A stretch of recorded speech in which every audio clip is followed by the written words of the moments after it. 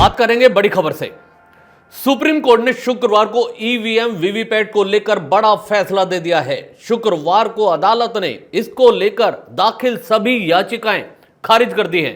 साथ ही चुनाव आयोग को भी कई तरह के नए तरीकों पर अमल करने के भी आदेश दिए हैं।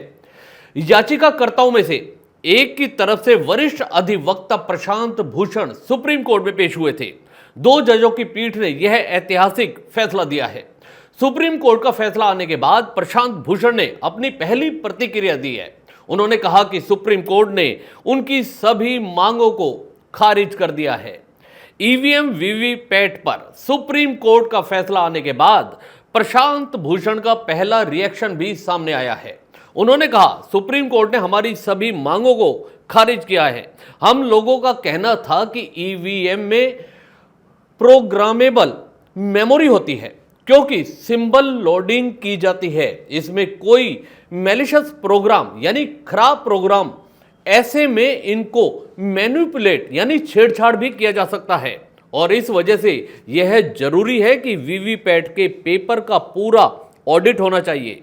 सभी वीवीपैट स्लिप को काउंट करना चाहिए। वीवीपैट में भी काला शीशा जो लगा हुआ है, इस वजह से हम लोग यह कह रहे थे कि या तो पारदर्शी शीशा लगाएं, नहीं तो प्रिंटेड स्लिप को वोटर के हाथ में देकर उसे बैलेट बॉक्स में डलवाकर उसे काउंट किया जाए।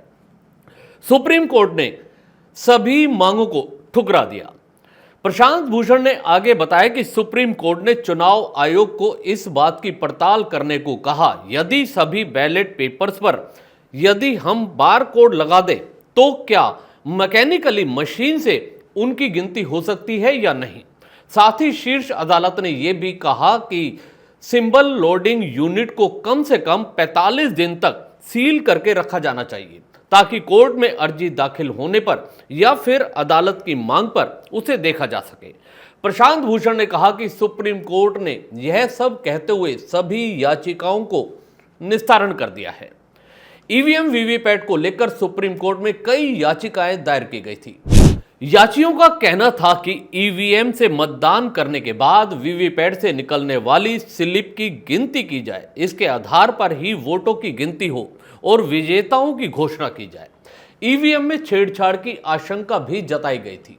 चुनाव आयोग ने अपनी तरफ से इसको लेकर अपना पक्ष रखा था। अब सुप्रीम कोर्ट ने मामले पर विस्तृत सुनवाई करने के बाद शुक्रवार को सभी याचिकाएं खारिज कर दी और इस मामले का निस्तारण कर दिया।